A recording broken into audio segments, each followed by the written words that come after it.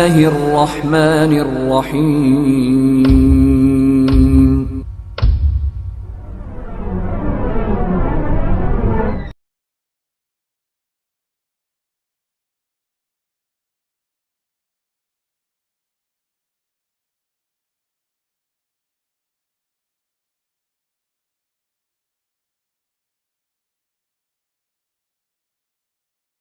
الحمد لله رب العالمين، والصلاة والسلام على سيد الأنبياء والمرسلين وعلى آله وأصحابه أجمعين. أما بعد، أعوذ بالله من الشيطان الرجيم. بسم الله الرحمن الرحيم. لقد كان لكم في رسول الله أسوة حسنة. وقال الله تعالى: أهؤلاء من الله عليهم من بيننا رب اشرح لي صدري ويسر لي أمري واحلل عقدة من لساني يفقهوا قولي رب زدني علما رب زدني علما رب زدني علما. محترم حضرات،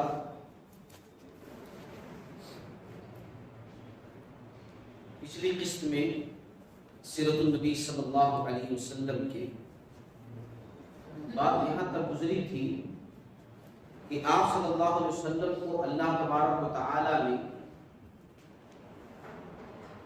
دعوت عام، تبلیغ عام کا حکم دے دیا کہ اے نبی، اب آپ کو چھپ کر دعوت نہیں دینا ہے، اب علل اعلان بازاروں میں جہاں بھی پہاڑوں پر کھڑے ہو کر کے اعلانیہ طور پر آپ توحید کا پرچم بلند کیجئے اور دعوت حق دیجیے۔ اس پیغام کے بعد آپ صلی اللہ علیہ وسلم نے اپنے خاندان والوں کا نام لے کر کے دعوت دی۔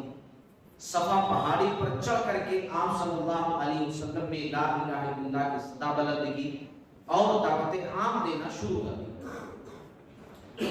آج کی اس قسط کے اندر ہم لوگ یہ سنیں گے، یہ جانیں گے کہ اس پر مشرکین مکہ کا رد عمل کیا تھا، ان کا ریئیکشن کیا تھا، اور یہ بھی ذکر کریں گے، یہ بھی سمجھیں گے کہ وہ لوگ اس دعوت کو روکنے کے لیے جو حربیں استعمال کیے، جو تدبیریں اختیار کی ان لوگوں نے، وہ کیا کیا تھی۔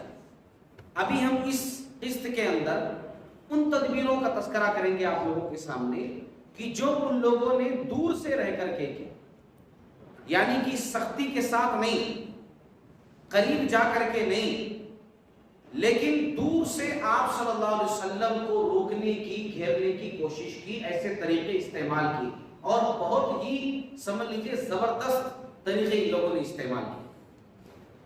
دیکھیے، آپ صلی اللہ علیہ وسلم جب دعوت دینا شروع کی، دعوت عام، تو اعلانیہ طور پر ان کے بتوں کی برائی بیان کرنا شروع کی کہ دیکھو یہ تمہارے بت صرف پتھر کے اور کچھ نہیں، ان کو تمہارے باپ دادا نے اپنے ہاتھوں سے تراشا ہے، بنایا ہے، یہ کسی کو کچھ نہیں دے سکتے، کچھ پیدا نہیں کر سکتے، یہ تو ایک مکھی کو بنا نہیں سکتے، بھگا نہیں سکتے۔ اعلانیہ طور پر آپ صلی اللہ علیہ وسلم لوگوں کو یہ بات بتا رہے تھے، ایک اللہ کی عبادت کرو کیونکہ اللہ رب العالمین ہی تمہارا مضبوط سہارا ہے، اور غیر اللہ کی پرستش سے باز آ جاؤ، اللہ کی عبادت کرو جو حقیقی معبود ہے۔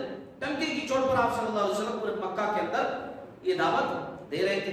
اب ایک طرف آپ صلی اللہ علیہ وسلم ایک اللہ کی دعوت دے رہے ہیں، ایک اللہ کی عبادت، ہر چیز ایک اللہ سے، اور ادھر ان لوگوں کی زندگیاں کیسی گزری تھی، جتنے پتھر اتنے معبود، ہر خاندان کا الگ الگ بت تھا، ہر کام کے لیے الگ الگ صنم ان لوگوں نے تراشے ہوئے تھے۔ اب ان تمام کو چھوڑ کر ایک اللہ کی عبادت، تمام کو ایک طرف ہٹ کر کے ایک اللہ کی عبادت، ان کو یہی بات سمجھ میں نہیں آ رہی تھی، اتنے سارے معبودوں کو چھوڑ کر کے ہم ایک اللہ کی عبادت کریں کیسے، وہ یہی بات سمجھ نہیں پا رہے۔ وہ بار بار کہتے تھے ہمارے باپ دادا ان کو پوچھتے ہوئے آئے ہیں تو ہم کیوں نہ پوچھیں۔ جیسے آج بھی لوگ کہتے ہیں نا، ارے باپ دادا سے طریقہ چلا آیا ہے اور آپ آ کر نئی نئی باتیں کر رہے ہیں، تو وہ لوگ بھی یہی جواب دیتے تھے کہ باپ دادا سے یہ ہوتے ہوئے چلا آیا ہے، ہم کیسے چھوڑ دیں اپنے معبودوں کو۔ لیکن اللہ کے نبی صلی اللہ علیہ وسلم دعوت دیتے رہے میں اللہ تعالیٰ نے ہدایت لکھی تھی ان کو ہدایت مل رہی تھی، اور جن کو ہدایت نہیں لکھی تھی ان کو نہیں مل رہی تھی۔ ہدایت قبول کرنے والے اکثر غریب طبقے سے تعلق رکھتے تھے، غریب طبقے سے، امیر لوگ زیادہ ہدایت قبول نہیں کر رہے تھے۔ وجہ اس کی یہ تھی کہ امیر لوگ بہت سارے جانتے بھی تھے، جیسے ابو جہل وغیرہ، وہ جانتے تھے کہ محمد صلی اللہ علیہ وسلم جو دعوت دے رہے ہیں، جو بات بتلا رہے ہیں، وہ حق ہے، سچ ہے، 100% سچ ہے، لیکن وہ آپ صلی اللہ علیہ وسلم کی باتوں کا مطلب بھی سمجھ رہے تھے کہ جب میں کہہ دوں گا لا الہ الا اللہ، اللہ کے سوا کوئی معبود نہیں، محمد رسول اللہ، محمد اللہ کے رسول ہیں، تو اپنی منمانی زندگی گزار نہیں پاؤں گا۔ پھر جو میں عیش و عشرت سے جیتا ہوں، جو چاہے کرتا ہوں، غریبوں کو اپنے پیر کے نیچے رکھتا ہوں، کمزوروں کو ستاتا ہوں، لوگوں کو ستاتا ہوں، وہ سب میں نہیں کر پاؤں گا جب میں کہہ دوں گا کہ اللہ کے سوا کوئی معبود نہیں اور محمد اللہ کے رسول ہے۔ جب میں اس بات کو تسلیم کروں گا تو نہیں کر پاؤں گا۔ اسی لیے جو ہے ان لوگوں کو یہ بات ہضم نہیں ہو رہی تھی، ماننے کے لیے وہ لوگ تیار نہیں تھے، اور یہ بات ان کو منظور بھی نہیں تھی۔ اسی لیے زیادہ مخالفت یہ بڑے لوگ سردار ہی کر رہے تھے، کیونکہ جب نبی کو رسول مان لیں گے تو ان کی سرداری تو ویسے چلے گی۔ اب نبی جب موجود ہے تو ان کی سرداری رہ جائے گی، نبی بڑے ہوں گے نا، اور ان کو اپنی سرداری عزیز تھی۔ بدھ جو تھے ان کے بزنس بھی تھے، کاروبار بھی تھے، لوگ جب آتے تھے دور دور سے تو ان کے ہی دکانوں سے، بازاروں سے ساری چیزیں خریدتے تھے۔ اب جب بدھ ہی غائب ہو جائیں گے تو مالک کرنے کون آئے گا؟ کون زیارت کے لیے آئے گا؟ کون چڑھاوے چڑھائے گا؟ ان کا تو نقصان ہی نقصان۔ اسی لیے سب سے زیادہ ٹینشن والی بات بڑے لوگوں کے لیے تھی، اس لیے بڑے لوگ ماننے کے لیے تیار نہیں تھے۔ اس لیے ان لوگوں نے کیا کیا، بہت سارے حربے، بہت سارے طریقے اختیار کیے اس دین کو روکنے کے لیے، آپ صلی اللہ علیہ وسلم کی اس دعوت کو روکنے کے لیے لوگوں تک نہ پہنچ پائے، لوگ ان کی دعوت قبول نہ کریں۔ بڑے ان لوگوں نے حربے استعمال کیے، بڑے طریقے استعمال کیے۔ چند طریقے بتاتا ہوں آپ لوگوں کو کیا کیا ان لوگوں نے استعمال کیا، ذرا غور کرنا ان طریقوں پر۔ آج بھی بہت سارے طریقے استعمال کیے جا رہے ہیں ہمارے ساتھ، غور کرنا۔ سب سے پہلے تو ان لوگوں نے کیا کیا کہ آپ صلی اللہ علیہ وسلم کے جو سپورٹر تھے، ابو طالب، مسلمان تو نہیں ہوئے تھے لیکن سپورٹ کر رہے تھے، مکہ کے بڑے بھی تھے، ان کے ہوتے ہوئے آپ صلی اللہ علیہ وسلم کو کوئی چھو نہیں سکتا تھا، یعنی دنیاوی اعتبار سے بات کر رہا ہوں، سپورٹر تھے۔ تو یہ لوگ مل کر سب سے پہلے ابو طالب کے پاس اور کہا کہ دیکھو آپ اپنے بھتیجے کو روکو، وہ ہمارے باپ دادا کو گمراہ کہتا ہے، ہمیں بیوقوف کہتا ہے کہ ہم بتوں کی عبادت کر رہے ہیں، ہمارے بتوں کو برا بھلا کہہ رہا ہے تمہارا بھتیجا، یا تو بھتیجے کو روک لو یا ہمارے اور اپنے بھتیجے کے درمیان سے ہٹ جاؤ، ہم خود فیصلہ کر لیں گے۔ ابو طالب سوچے ہوئے آدمی تھے، انہوں نے کیا کیا، سمجھا بجھا کر کے بات وہیں پر دبا دی، ان لوگوں کو واپس بھیج دیا۔ یہ لوگ واپس چلے آئے، آپ صلی اللہ علیہ وسلم اپنے کام میں لگے رہے۔ یہ اللہ رب العالمین نے مشن سونپا ہے تو رکنے کی کوئی بات ہی نہیں، آپ صلی اللہ علیہ وسلم اپنے کام میں لگے رہے۔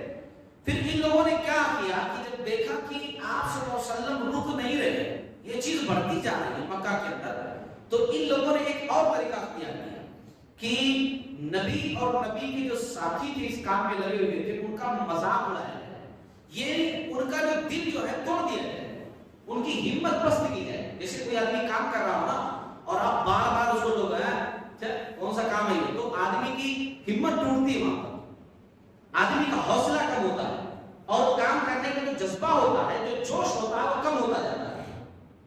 اس کے برخلاف اگر کوئی آدمی کام کرے، تھوڑا کام کرے، آپ بولو ماشاءاللہ بڑا اچھا کام کر رہا ہے، اور کرو، تو جوش پیدا ہوتا ہے، اور کام کرنا، اور کام کرنا۔ ان لوگوں نے سوچا کہ اب جو ہے کیسا بھی کر کے ان کی ہمت کو توڑنا ہے، ان کے جوش کو توڑنا ہے، ان کے جذبے کو توڑنا ہے۔ تو ان لوگوں نے کیا کیا، نبی کا مذاق اڑانا شروع کیا، رسول کے ساتھیوں کو مذاق اڑانا شروع کیا۔ قرآن مجید کے اندر اس طرح اللہ تعالیٰ نے ذکر کیا ہے، یہ لوگ کہتے نعوذ باللہ من ذالک ثم نعوذ باللہ من ذالک، آپ صلی اللہ علیہ وسلم کو کہتے یہ دیکھو مجنون جا رہا ہے، یہ دیکھو دیوانے ہو گئے۔ کوئی کہتا اچھا نبی بنانا تھا، اللہ کو انیش ملے تھے نبی بنانے کے واسطے، اوہ یہ رسول بن گئے، نہیں رسول نہیں، شاعر ہے، شاعری بازی کرتے ہیں۔ نبی کے ساتھیوں کو دیکھتے تو کہتے اہؤلاء من اللہ علیہم من بیننا، اچھا یہی وہ اسپیشل لوگ ہیں جن کو سلیکٹ کیا گیا ہے، چنا گیا ہے معاشرے میں سے، یہی وہ لوگ ہیں اسپیشل لوگ۔ یعنی اس قسم کی باتیں کر کے نا نبی کی دل آزاری کرتے، نبی کے ساتھیوں کے دل کو توڑتے، تکلیف پہنچاتے تاکہ وہ اس کام سے باز آ جائے۔ یہاں پر ایک نصیحت معلوم ہوتی ہے کہ دعوت و تبلیغ کے لیے پہلے سے ہی آدمی اگر یہ کام کرنا چاہ رہا ہے نا تو پہلے ہی اپنے دل کو مضبوط کر لے کہ اس کو سننا پڑے گا، حق کے راستے میں باتیں سننی پڑیں گی، سچ کو پھیلانے کے لیے قسم قسم کی باتیں سننی پڑے گی۔ جب نبی اتنے اچھے لوگ، اتنے گفتار والے، اتنے اخلاق والے، اتنے کردار والے، ان کو نہیں بخشا گیا تو ہم اور آپ کون ہیں؟ ہم اور آپ کون ہیں؟ ہے نہیں؟ تو اس طریقے سے ایک حربہ استعمال کیا گیا، ایک طریقہ جو یہ بھی کارگر ہو الحمدللہ۔ اس سے بھی نبی کی ہمت ٹوٹی کہ نبی کے ساتھیوں کا کچھ ہوا۔ اب ان لوگوں نے کیا کیا؟ اب آپ صلی اللہ علیہ وسلم کی شخصیت پر انگلی اٹھانی شروع کی۔ شخصیت پر دیکھو، کوئی آدمی کوئی کام کر رہا ہے، اس کی شخصیت پر کیچڑ اچھال دو تو وہ کام جو کر رہا ہے آٹومیٹک وہ عمارت نہیں جاتی ہے، کیونکہ وہی وہ کام کر رہا ہے۔ تو نبی کی شخصیت کو مجروح کیا جائے، ان کی تعلیمات کو توڑ مروڑ کر کے غلط طریقے سے لوگوں کو پرزنٹ کیا جائے اور جھوٹا پروپیگنڈا پھیلایا جائے تاکہ لوگ خالی ان کو دیکھ کر کے بھاگ جائیں، کی بات ہی نہ سنیں۔ بات سننا دور کی بات، لوگ کیا کہتے ہیں وہ سننا ہی نہیں، انہوں ہی غلط ہے بھائی، ان کی بات کیسی ہوگی؟ ان کو ہی غلط ثابت کر دیا جائے، ان کو ہی غلط ثابت کر دو تو ان کی بات ہی لوگ نہیں سنیں۔ یہ طریقہ ان لوگوں نے استعمال کیا اور پھر کیا کرنا شروع کیا ان لوگوں نے کہنا یہ شروع کیا کہ دیکھو قرآن اللہ کا کلام اور کچھ بھی نہیں ہے، یہ محمد صلی اللہ علیہ وسلم اور ان کے ساتھی مل کر کے بنا لیتے ہیں نا، سب مل بیٹھ کر کے بنا لیتے ہیں، کوئی اللہ کا کلام نہیں کہ اللہ تعالیٰ فرشتہ بھیجتا ہے ان کے پاس کوئی قرآن نازل ہوتا ہے۔ پھر یہ بھی کہتے کہ دیکھو اب یہ جو بیان کرتے ہیں ہوتا کیا، کس سے کہانی پرانے لوگوں کی، کس سے کہانیاں تو ہم بھی جانتے ہیں، کس سے کہانیاں ہوتی ہیں، یہ کیسے رسول ہیں؟ بولتے ہیں میں رسول ہوں، رسول ہیں، بازاروں میں چلتے ہیں، کھانا کھاتے ہیں، ہمارے جیسا رہتے ہیں، ہے نا؟ اگر یہ رسول ہوتے تو ان کے ساتھ ایک فرشتہ تو نہیں ہے، ایک فرشتہ ہوتا تو بتاتا کہ یہ رسول ہے، یہ رسول ہے، کوئی اسپیشل چیز ان کے ساتھ ہونی چاہیے نا۔ یہ عام انسان کی طرح ہے، ابھی تک رہے ہمارے بیچ میں، اب بھی انسان کی طرح ہی۔ اچھا کیا سمجھنے والی بات ہے کہ وہ لوگ انسان بول کر کے لوگوں کو جو ہے یہ بتانے کی کوشش کر رہے تھے کہ یہ نبی نہیں ہو سکتے، کیونکہ جب یہ انسان ہے تو نبی نہیں ہو سکتے۔ اور آج لوگ بولتے ہیں کہ آپ صلی اللہ علیہ وسلم انسان ہی نہیں تھے، ہے نا، انسان ہی نہیں تھے، آپ صلی اللہ علیہ وسلم جو ہے نور تھے۔ وہ لوگ بار بار بول رہے تھے، قرآن میں ساری بات ہے، وہ لوگ کہہ رہے تھے کہ انہوں بشر ہیں، بشر ہیں، بشر ہیں، بشر ہیں، بشر ہیں، اس طریقے کی باتیں کر رہے تھے۔ سورۃ فرقان وغیرہ کے اندر اس قسم کی آیتیں بہت ساری موجود۔ بہرحال تو اس طریقے سے وہ لوگ آپ صلی اللہ علیہ وسلم کے اوپر انگلیاں جو ہے اٹھا رہے تھے، چالیں چل رہے تھے۔ آج بھی ہم دیکھ رہے ہیں یہ جو بات میں بتلا رہا ہوں کہ اس طریقے سے مکہ والے کر رہے تھے، آج بھی دیکھو اہل حدیث کے خلاف یہ ضرور کیا جا رہا ہے۔ اب کبھی بھی دیکھو لوگوں کو یہاں تک پہنچنے ہی نہیں دیتے، پہلے ہی روکتے، بولتے اہل حدیث، ارے انہوں نبی کو نہیں مانتے جی، انہوں نبی کو نہیں، اماموں کو نہیں مانتے، وہ صحابہ کی گستاخ ہیں، انگریزوں کی پیداوار ہے۔ کیوں؟ تاکہ لوگ یہاں تک آئے ہی نہیں، کیونکہ یہاں تک آ جائیں گے تو پھر ان کے لیے مشکل ہو جائے گا۔ پھر بات جب سن لیں گے تو بات سننے کے بعد حق تو سر چڑھ کر بولتا ہے، پھر تو بات بن جائے گی۔ اسی لیے کیا کرو، یہی مکہ والے جو مشرکین تھے نا، ان کا دماغ کہ شخصیت کو مجروح کرو، نام نہیں خراب کر دو تاکہ لوگ ان کے قریب نہ جائیں، نام سننے کے بھاگ جائیں، لوگ بھاگ جائیں۔ مکہ والے یہی طریقہ استعمال کر رہے تھے، آج بھی بہت سارے لوگ یہی طریقہ استعمال کرتے ہیں، یہی طریقہ استعمال کرتے ہیں، لیکن الحمدللہ تب بھی جو ہے سنت ثابت نہیں ہوا تھا لوگوں کے لیے، اور انشاءاللہ آج بھی فائدہ مند ثابت نہیں ہوگا۔ حق جو ہے حق کو غالب آ کر رہتا ہے۔ بہرحال ایک طریقہ اور استعمال کیا ان لوگوں نے اسلام کو روکنے کے لیے کہ قرآن جب محمد صلی اللہ علیہ وسلم پڑھے تو شور دو، خوب چیخو، کیونکہ سارے لوگ عربی جاننے والے تھے۔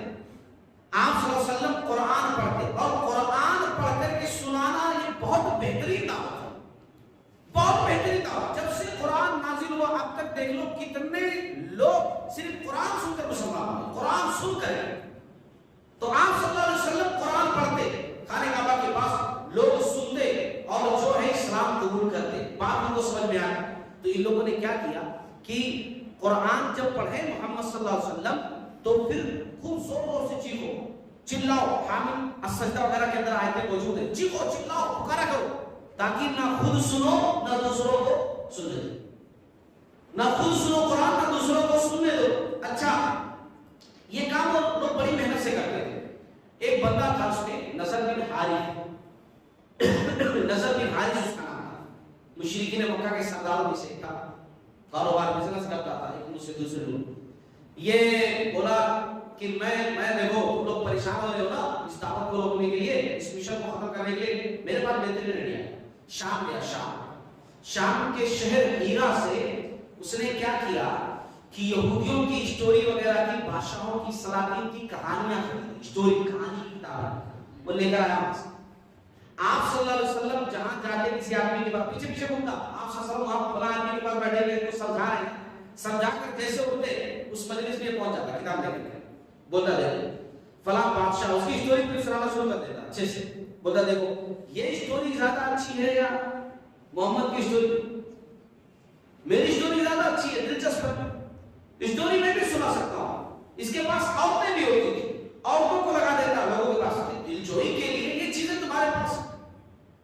تو اس قسم کی چیزیں یہ لا کر کے پیش کرتا. قرآن مجید کے اندر رب ذوالجلال نے اس کی ان حرکتوں کا تذکرہ کیا.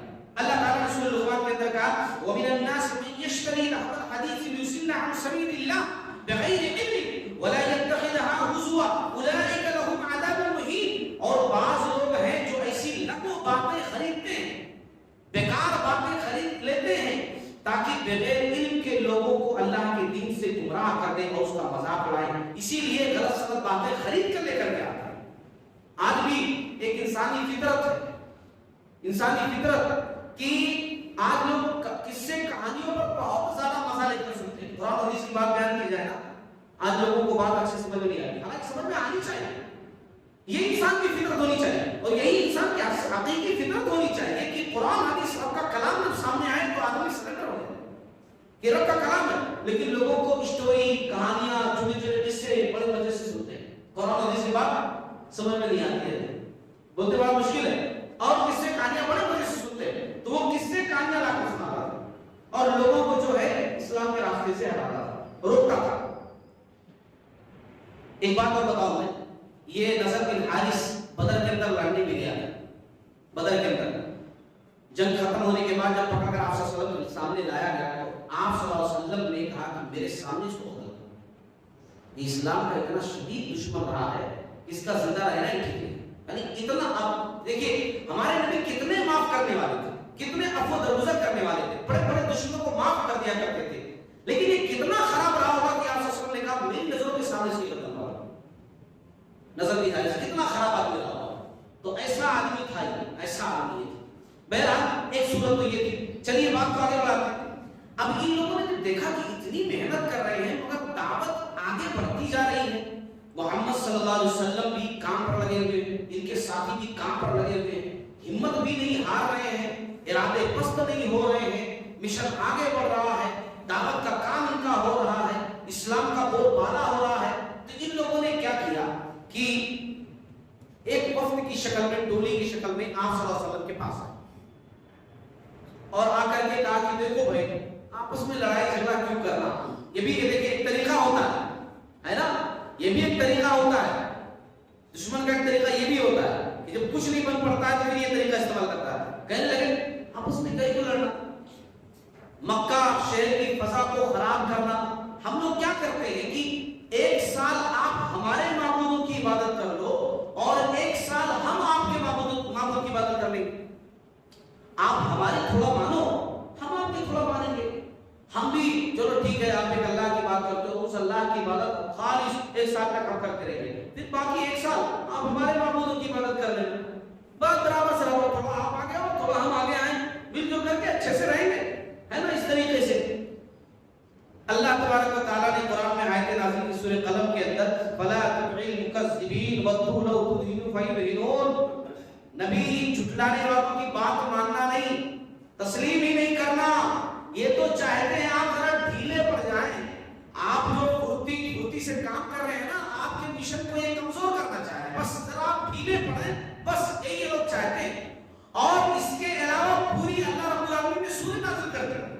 کون سی سورت؟ وہی قل یا ایھا الکافرون لا اعبد ما تعبدون ولا انتم عابدون ما اعبد ولا انا عابد ما عبدتم ولا انتم عابدون ما اعبد لكم دینکم ولی دین.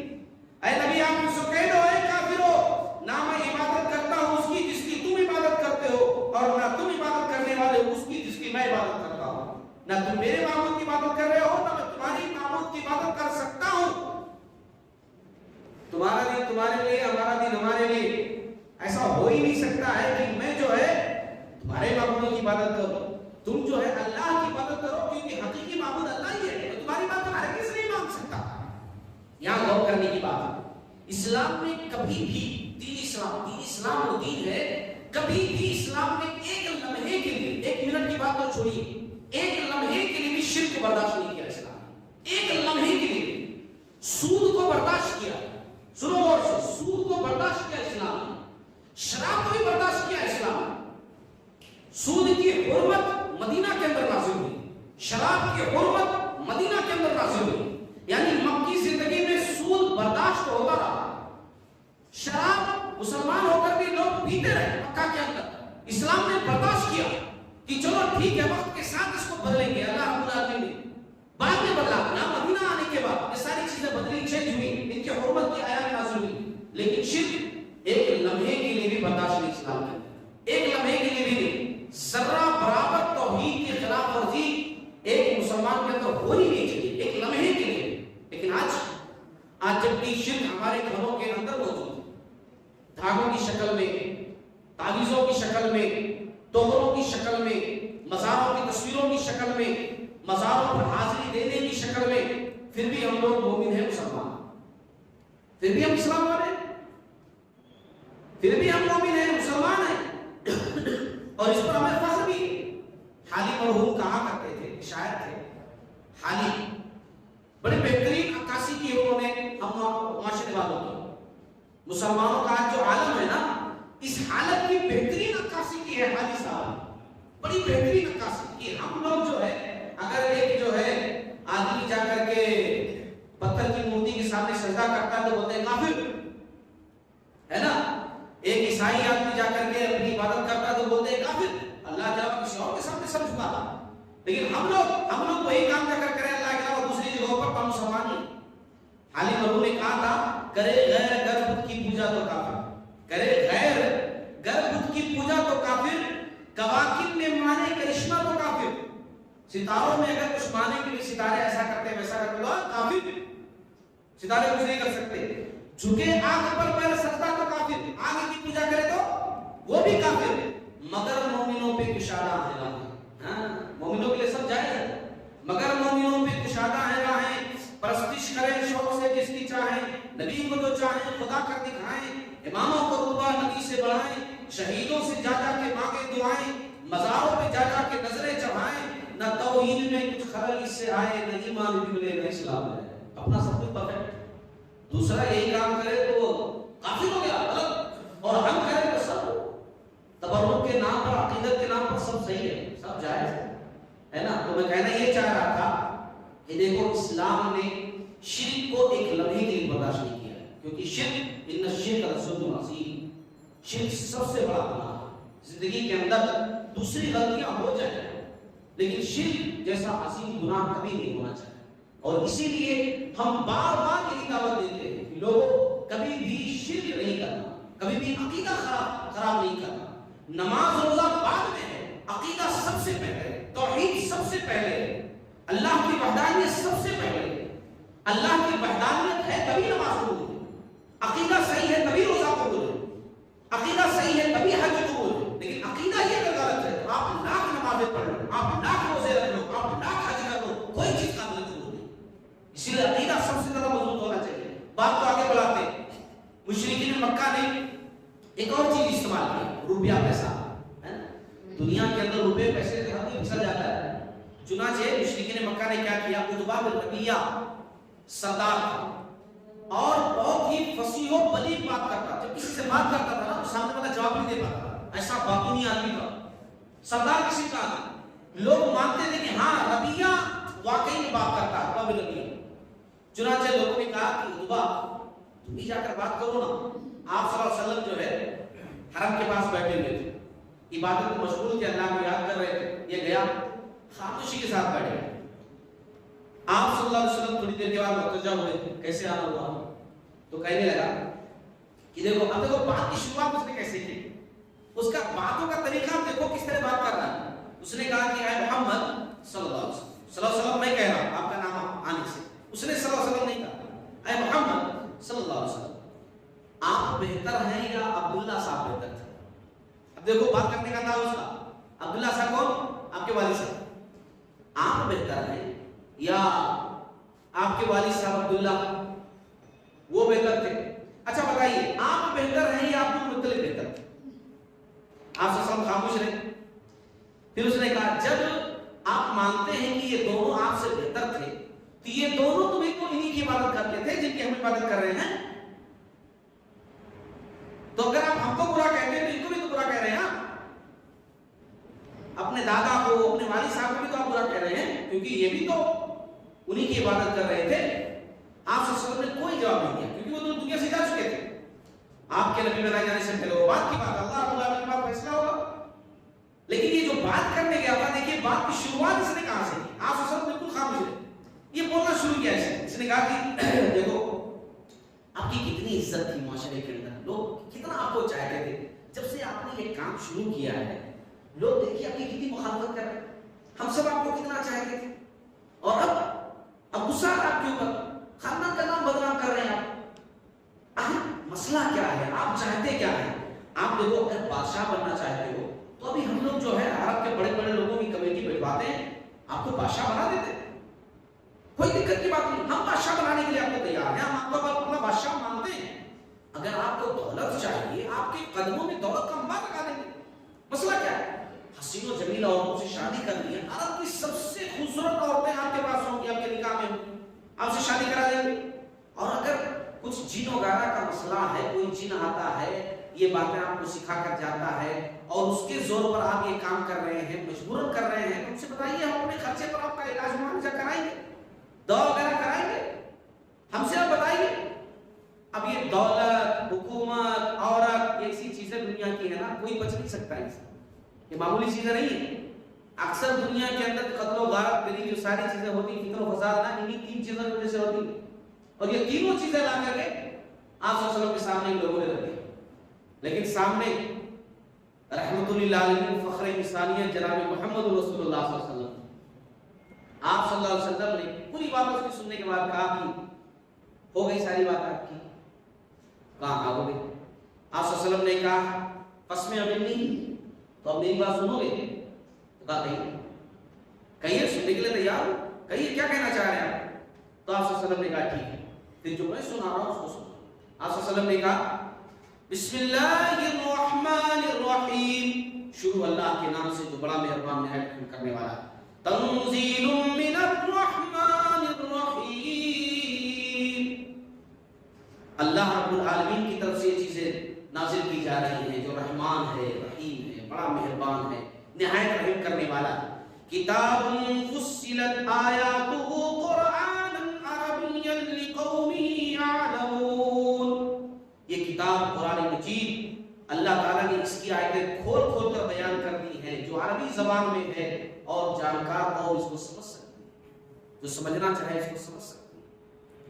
اللہ کے نبی صلی اللہ علیہ وسلم نے سورہ فصلت کی حامیم و سجدہ کی آیتیں پڑھنی شروع کی اور پڑھتے پڑھتے 1 سے لے کر 13 تک پڑھی اور 13 تک آپ صلی اللہ علیہ وسلم جب پہنچے فَإِنْ أَعْرَضُوا فَقُلْ أَنذَرْتُكُمْ صَاعِقَةً، اللہ کے نبی صلی اللہ علیہ وسلم یہاں تک پہنچے کہ میں نے تمہیں ایسی کڑک آسمانی عذاب سے ڈرا دیا ہے مثل صاعقۃ عاد و ثمود، جو قوم عاد قوم سمود پر جو کڑک بجلی جو عذاب آیا تھا ویسے عذاب تم پر بھی آ سکتا ہے، اس سے میں نے تم کو ڈرا دیا. انکار کرو گے تو ویسے عذاب تمہارے اوپر بھی آ سکتا ہے جیسے قوم عاد پر قوم ثمود پر آیا تھا، آسمان سے بجلی گری تھی، تمہارے اوپر بھی بجلی گر سکتی ہے. اس عذاب سے میں نے تم کو ڈرا دیا ہے، خبردار کر دیا ہے قوم والوں. یہاں تک جب آپ پہنچے نا تو اس نے اوپر ہاتھ رکھ دیا، اے محمد صلی اللہ علیہ وسلم بس اس سے زیادہ نہیں، اب آگے بڑھو. آپ صلی اللہ علیہ وسلم کے پاس سے اٹھا اور پھر اس کے بعد ساتھیوں کی طرف پلٹا جہاں ابو لہب وغیرہ اور ابو جہل وغیرہ انتظار میں بیٹھے ہوئے تھے کیا رزلٹ نکلتا ہے. لوگوں نے کہا یہ جو گیا تھا اتبا یہ وہ جو آ رہا ہے وہ نہیں, یہ بدلا بدلا دکھائی دے رہا ہے. آ کر کے لوگوں کے پاس بیٹھا, لوگوں نے ہوا کیا بتاؤ تو صحیح. تو کہا دیکھو نہ محمد صلی اللہ علیہ وسلم شاعر ہیں, نہ کاہن ہے, نہ جادوگر ہے. اتنا بہترین کلام میں سن کر کے آیا ہوں, پوری زندگی ایسا کلام میں نے سنا ہی نہیں. ایسا قرآن ایسا کلام میں نے کبھی پوری زندگی نہیں سنا. ان کے حال پر ان کو چھوڑ دو, جانے دو. لوگوں نے کہا کہ یہ بھی اس کا ساتھی بن گیا, یہ بھی جو ہے اس کے گروپ میں شامل ہو گیا محمد صلی اللہ علیہ وسلم کی. تو یہاں پر بھی ان لوگوں نے جو طریقہ استعمال کیا وہ بھی فیل ہو گیا. اب ایک آخری بات میں کہوں آپ لوگوں سے, ان لوگوں نے کیا کیا کہ محمد صلی اللہ علیہ وسلم تک کسی بندے کو پہنچنے نہ دیا جائے, کسی بھی بندے کو پہنچنے نہ دیا جائے. چنانچہ لوگوں کو آپ صلی اللہ علیہ وسلم تک پہنچنے نہیں دیتے. جیسے کوئی شخص آپ صلی اللہ علیہ وسلم کی طرف آتا ہوا دکھائی دیتا, فوراً ابو جہل وغیرہ پہنچ جاتے ہیں. بس سننا ان کی بات, اگر ان کی بات سنو گے تو پھر اپنے خاندان سے بغاوت کر بیٹھو گے, اپنے معبودوں کو چھوڑ بیٹھو گے, اپنے باپ اپنی اولاد سے بھی کنارہ کشی اختیار کر لو گے, بیوی بچوں سے دور ہو جاؤ گے. تو اس لیے ان کی بات نہیں سننا. حاجی لوگ حج کرنے آتے نا تو یہ لوگ گروپ بنا کر کے پہلے پہنچ جاتے. کہاں؟ مکہ سے باہر راستوں پر بیٹھے رہتے. سوچئے مکہ کے باہر راستوں پر بیٹھے رہتے یہ لوگ گروپ کی شکل میں, تاکہ کوئی حاجی جو ہے محمد صلی اللہ علیہ وسلم کی بات نہ سوچے. وہی پہلے سے خبردار کر دیتے, دیکھو مکہ تو جا رہے ہیں نا, لیکن وہاں پر ایک بندہ ہے محمد صلی اللہ علیہ وسلم نام کا, اس کی کوئی بات نہیں سنو. اگر اپنی بھلائی چاہتے ہو تو کوئی بھی بات نہیں سننا. اگر بات سنو گے تو پھر اپنے باپ دادا کے طور طریقے چھوڑ دو گے, خاندانی وقار بھول جاؤ گے تم. اس لیے کوئی بات نہیں سننا. لیکن حق تو یہ ہے کہ حق کو جتنا دبایا جاتا ہے نا, حق اتنا زیادہ ابھرتا ہے. یہ طریقے جتنے زیادہ استعمال کیے جاتے ہیں نا حق کو دبانے کے, حق اتنا زیادہ ابھر کر آتا ہے. الحمدللہ آج بھی دیکھیے نا اسلام کو بدنام کرنے کے لیے کتنی کوششیں کی جاتی ہیں, نگیٹو پوائنٹ سامنے لائے جا رہے ہیں, ہے نا, کہ اسلام ایسا ہے, دہشت گردی سکھاتا ہے, کہ یہ ہے وہ ہے, خراب چیزیں پھیلائی جا رہی ہیں, اسلام کو بدنام کیا جا رہا ہے. لیکن انہی باتوں کی وجہ سے کتنے سارے لوگ اسلام قبول کر رہے ہیں. وہ لوگ جاننے کی کوشش کرتے ہیں کہ آخر کیا یہ صحیح ہے, کیا جو لوگ کہہ رہے ہیں, اور جب جاننے کی کوشش کرتے ہیں تو الحمدللہ اسلام کی دولت سے بادل ہوتا ہے. اس دور میں بھی ایسا ہی ہوتا. ایک بڑا مشہور واقعہ ہے, صحابی بنے ایک صاحب طفیل بن عمرو الدوسی رضی اللہ تعالیٰ. یہ قبیلے دوس کے سردار تھے, بارڈری علاقے میں رہتے تھے, ان کا قبیلہ تھا دوس. تو جب یہ آئے نا تو مکہ, ابھی سردار آدمی تھے اور شاعر تھے. اس دور میں شاعر ہونا بولے تو ہاں بہت بڑی بات ہے. بہترین شاعر بھی تھے, یعنی بہت عمدہ گفتگو کرتے تھے, سمجھ بوجھ کے مالک تھے, سردار تھے قوم کے, سردار کے بیٹے تھے. جب یہ آئے تو بڑے بڑے سردار مکہ کے فوراً جا کر پہنچ گئے ان کے گھوڑے کے پاس, اتریے اچھے سے کھلائے پلائے. ان کا خود کا واقعہ ہے, کھلائے پلائے, کھلانے پلانے کے بعد بولے آپ آئے تو وہ بڑی اچھی بات ہے, مل کر بڑا اچھا لگا, مگر یہاں ایک بندہ ہے جو ایسی ایسی باتیں کرتا ہے, اس سے بالکل نہیں ملنا, اس سے بالکل نہیں, اس کو دیکھ لینا تو بھاگ جانا, اس کی بات نہیں سننا. اب یہ کہتے ہیں طفیل صاحب کہ میں نے کیا کیا, ٹھیک ہے بھائی اتنا یہ لوگ سمجھا رہے ہیں اور میرے چاہنے والے لوگوں میں سے ہیں تو میں کیوں سنوں گا بھلا. چنانچہ یہ آئے تھے طواف کرنے کے لیے, زمانے جاہلیت میں بھی طواف کرنے کے لیے لوگ آتے تھے, خانے کعبہ طواف کرنے کے لیے گئے تو آپ صلی اللہ علیہ وسلم کو دیکھا کہ وہاں صلی اللہ علیہ وسلم ٹھہرے ہوئے ہیں, قرآن کی تلاوت کر رہے ہیں. آپ صلی اللہ علیہ وسلم کا بہترین کام کیا تھا, وہاں اکثر قرآن کی تلاوت کرتے تھے خانے کعبہ کے پاس. لوگ عربی جانتے تھے, سمجھتے تھے, اسلام قبول کرتے تھے. تو آپ صلی اللہ علیہ وسلم وہاں قرآن کی تلاوت کر رہے ہیں. انہوں نے کیا کیا, روئی ساتھ میں لے کر گئے تھے, روئی نکالا, کان میں ڈال دی کہ بات نہیں سننی ہے. وہ لوگ بتا دیے کہ بات سنو گے تو گمراہ ہو جاؤ گے, اس لیے بات جو ہے سننا نہیں ہے. چنانچہ یہ طواف کرتے رہے, مگر جو ہے کشش تھی آپ صلی اللہ علیہ وسلم کی شخصیت میں کہ ان کا دل بار بار ادھر جا رہا تھا, سننا سننا. طواف کر چکے تو سوچے میں بھی کتنا پاگل ہوں, میں اتنا بیوقوف تھوڑی ہوں کہ کوئی آدمی کچھ بھی بولتے میں مان لوں گا. بات سننے میں کیا ہے, میں ہوشیار آدمی ہوں, قوم کا سردار ہوں, بات سنوں گا, اچھی بات ہوگی تو ہاں کہوں گا, غلط بات ہوگی تو نہ کہوں گا, میں بھاگ کیوں رہا ہوں آخر بات سننے سے, بیوقوفوں جیسا. چنانچہ روئی نکالے, آپ صلی اللہ علیہ وسلم کے پاس گئے. آپ صلی اللہ علیہ وسلم نے انہیں سورۃ الاخلاص, سورۃ الفلق پڑھ کر کے سنائی, ہے نا. یہ جو ہے اتنے متاثر ہوئے, کہنے لگے کہ آپ کہتے کیا ہیں, آپ پوری بات بتائیے, آپ کی باتیں مجھے بہت اچھی لگ رہی ہیں, آپ بتائیے آپ کیا دعوت دے رہے ہیں. آپ صلی اللہ علیہ وسلم نے قولوا لا الہ الا اللہ تفلحوا سنا دیا, کہہ دو اللہ کے سوا کوئی معبود نہیں, میں اللہ کا رسول ہوں, کامیاب ہو جاؤ گے, آپ کو اجر کے مالک بن جاؤ گے. انہوں نے اسی وقت کلمہ پڑھا, مسلمان ہو گئے, کلمہ پڑھا مسلمان ہو گئے. آپ صلی اللہ علیہ وسلم کے پاس کچھ دنوں تک پہلے اسلام کی جو بنیادی تعلیمات تھی عقیدے کی ان کو سیکھی, اور اس وقت جب لوگ اسلام قبول کرتے تھے نا تو وہ جتنی باتیں سیکھتے تھے اتنا لوگوں تک پہنچانے کے لیے پہنچاتے تھے. اتنا اپنے قبیلے گئے, کہاں؟ قبیلے دوس, وہاں گئے, محنت کی, کئی مہینے تک محنت کی, سال بھر تک محنت کی. ایک بندہ بھی مسلمان نہیں ہوا, ایک بندہ بھی مسلمان نہیں ہوا. تھک ہار گئے, کیونکہ ظاہر سی بات ہے نا, دل میں تڑپ تھی جو میرے پاس ہے میرے بھائی کے پاس بھی ہونا, جو میرے پاس دولت ہے میرے قبیلے والوں کے پاس ہونا. تڑپ تھی, کوئی اسلام قبول نہیں کیا. غصے سے آئے رسول اللہ صلی اللہ علیہ وسلم کے پاس, کہا یا رسول اللہ صلی اللہ علیہ وسلم میرے قبیلوں والوں کے واسطے آپ دعا کریں, پورے ہلاک ہو جائیں. اتنی محنت کی میں نے ان کے لیے, اتنی محنت کی, رات دن سمجھایا, کوئی بھی بات ماننے کے لیے تیار نہیں, آپ دعا کر دیجیے. آپ صلی اللہ علیہ وسلم نے ہاتھ اٹھایا. اب لوگ دیکھنے لگے, اب تو قبیلے دوست برباد ہو گئے. نبی کا ہاتھ بد دعا کے لیے اٹھ رہا ہے, لیکن نبی نے جب ہاتھ اٹھایا تو دعا کی, یا اللہ قبیلے دوست کو ہدایت دے, یا اللہ قبیلے دوست کو ہدایت دے دے. دعا مانگنے کے بعد آپ صلی اللہ علیہ وسلم نے کہا کہ طفیل اب جاؤ پھر سے محنت کرو. گئے, الحمدللہ بہترین فائدہ ہوا, وہاں کے لوگ اکثریت تعداد میں اسلام قبول کیے. تھوڑے دنوں کے بعد پورا قبیلہ مسلمان ہوا. ان کے ذریعے سے طفیل بن عمرو الدوسی رضی اللہ تعالیٰ عنہ کے ذریعے سے اگر میں خالی ایک صحابی کا نام لے لوں تو ان کی محنت کا پھل وہی نظر آ جاتا ہے. صرف ایک صحابی کا نام لے لوں کہ ان کے ذریعے سے کون مسلمان ہوا تو آپ کہو گے یہ تو کامیاب ہو گئے, یہ کامیاب ہو گئے. ان کے ذریعے سے کون مسلمان ہوا؟ مشہور حافظ حدیث صحابی رسول حضرت ابو ہریرہ رضی اللہ تعالیٰ عنہ, ان کی محنت سے مسلمان. سوچ ہے نا. تو آج کے درس میں, آج کے قسم میں میں نے یہ بتایا ہے کہ مشرکین مکہ دعوت اسلام کو روکنے کے لیے جو طریقے استعمال کیے, اور یہ کون سے طریقے؟ دور سے رہ کر استعمال کیے, یعنی گریبان تک نہیں ہاتھ لے کر کے گئے, مارے پیٹے والا نہیں, دور سے اپنے دماغ سے جو استعمال کیے طریقے, وہ طریقے میں نے بیان کیا. اسلام کو روکنے کے لیے دشمنان اسلام نے, مشرکین مکہ نے کون کون سے طریقے کس طرح استعمال کیے وہ میں نے ذکر کیا. انشاءاللہ اگلے درس کے اندر ہم ذکر کریں گے کہ سختیوں کے ساتھ کس طریقے سے ان لوگوں نے جو ہے اسلام کو روکنے کی کوشش کی. اللہ تعالیٰ تمام لوگوں کو صحیح معلوم